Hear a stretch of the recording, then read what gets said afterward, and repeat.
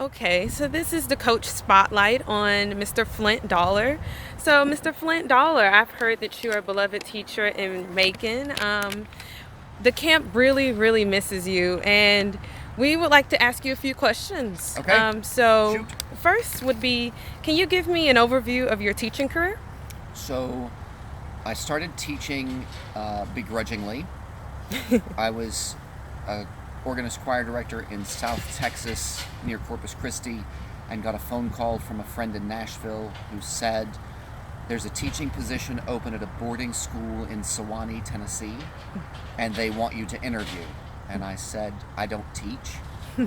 And he said, I'm going to give your phone number anyways, and you need to talk to them and see what's going on. So I had a phone interview, and they flew me out from South Texas to Nashville and then on to Sewanee.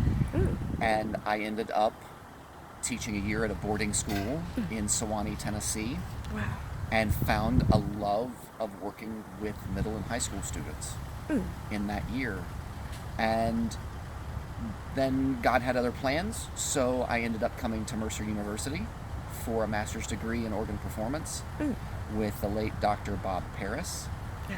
And while working there with him, I had the opportunity to take a church job in Macon, where I met the middle school principal at Mount DeSales Academy in Macon, and Mount DeSales hired me to teach middle school choir to start. And then I moved into the band director position, so I was over the band program at Mount DeSales and the middle school music students. So I taught 6 through 12, mostly in the middle school, but then the upper school band as well. And I was there until 2014.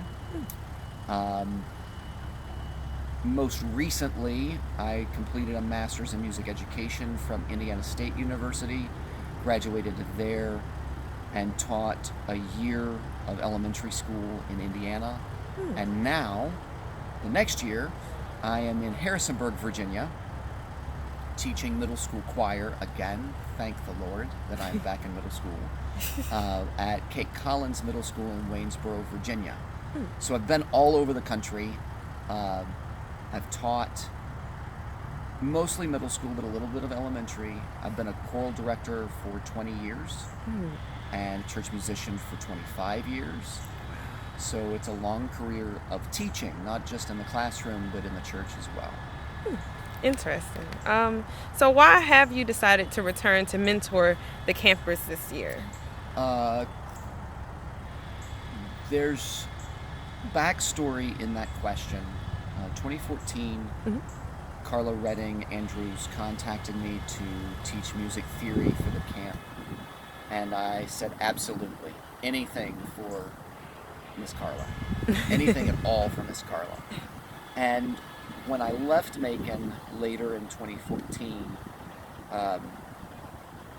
my mental health was not stable.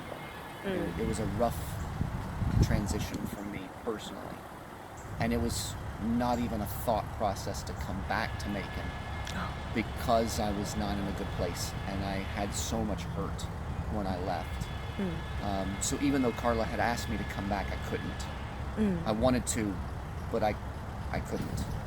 And then healing, time heals. Yes.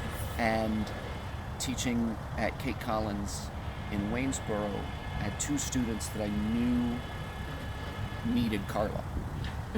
And I called Carla and I said, I have 2 students that need you and they need the Otis camp. And she said, you get them here and we'll take care of everything else.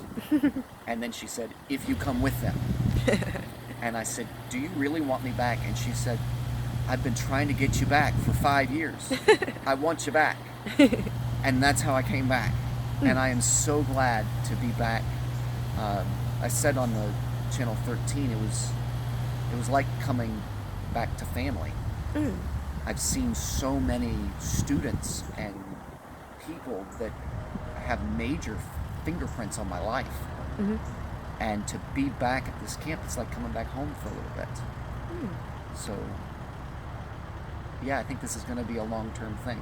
Oh, that's good. Yeah. We're glad to hear that. So how has teaching changed or impacted your life? I know that's a big question. It is a big question. Um, when I was growing up, I wanted to be a performer. That's what I wanted to do. I wanted to perform.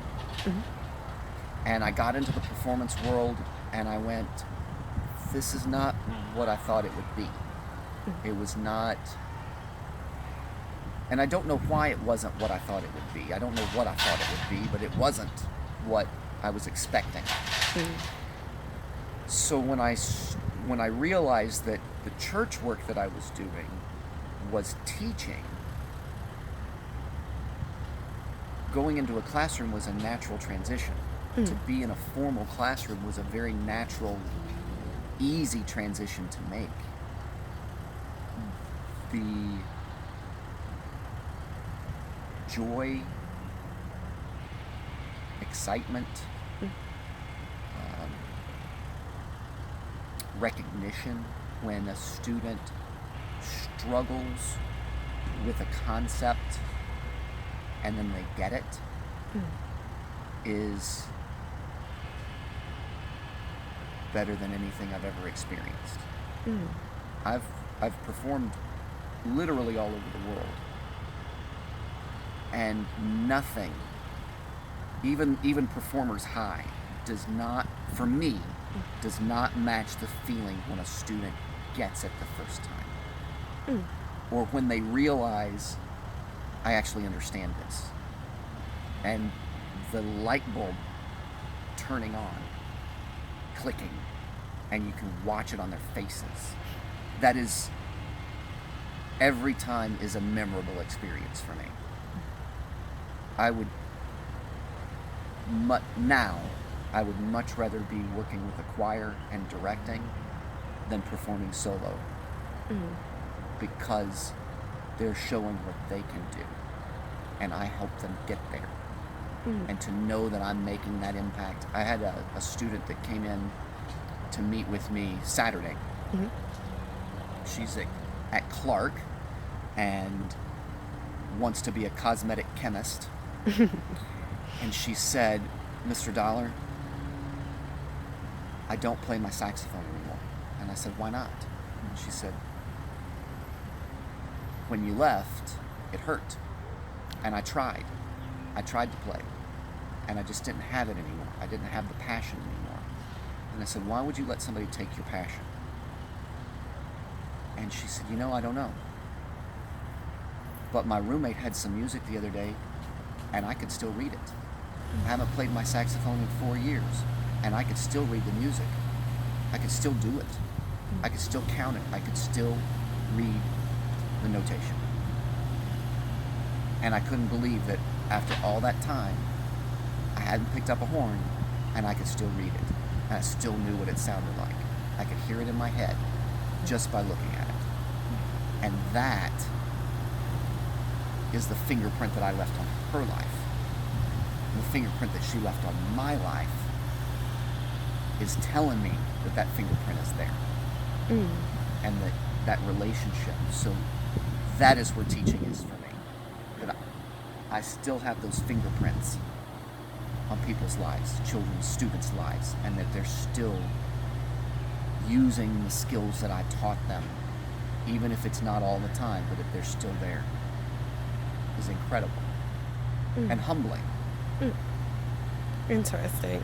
So talking about fingerprints and having an impact on students' lives, has there been a similar experience at the Otis camp that you would like to talk about? Yeah. In my first year with the Otis camp in 2014, I brought a lot of what I do in my classroom, theory-wise, into the Otis camp. And that's why Carla wanted me there, was because of what I do in my classroom. And coming back this year, Saxton Keith said, Mr. Flint, are we going to do that quack beep beep thing? And I said, you still remember that? And he said, yeah, I can't wait to do it again. 5 years ago. And it was just a 2-week experience. And that he remembered that. And other other coaches, because none of the campers that were there 5 years ago are still here, but the other coaches remembering that and going through that. And it's a goofy game, but it's a teaching moment. And to remember that meant a lot to me, that I had that impact on that camper who is now on staff, a coach, is incredible. Interesting. So last question. For any future campers that are coming to the Otis Redding Music Camp, what advice would you give to them that will help them survive your music theory? Be willing and open to new experiences. One of the things that I encourage all of my students to do is to broaden their musical horizons. What are you listening to on a regular basis? Do you keep it on the same shuffle? Or are you listening for new things? Do you just listen to one genre? Or are you listening across the spectrum? The more, I said this to the campers this morning, we were actually getting into some chord structure and harmonic progression things in theory this morning. I said to them, the more you put into your ears, the broader your palette is going to be. If you're only listening to country, that's your whole palette. If you're listening to country and gospel, you've got two different colors there, but it's only two colors. What is your musical palette? Broaden your horizons. Step out of your comfort zone. Even if you don't, quote unquote, like that style, whatever you put in your ears is going to come out in your production. The more you put in, the broader your palette, the broader your experience. And that's marketability.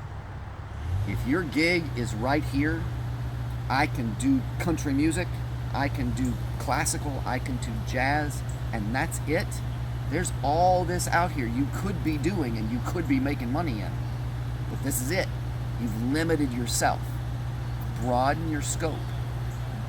Good music is good music. It doesn't matter what the genre is. Hard work is hard work. It doesn't matter where you're doing it. Broaden your scope. Open your mind to new experiences and new possibilities. And the opportunities are endless. That's music theory. What do you hear? Where does it go? The broader the scope, the easier it is. Well, thank you so much. That was very inspiring. Absolutely. And like I said in the beginning, the Otis Music Camp, we really missed you, and we are glad to have you, and we hope that you continue to help mentor the students and the campers. And welcome back to Macon. Thank you very much. No problem.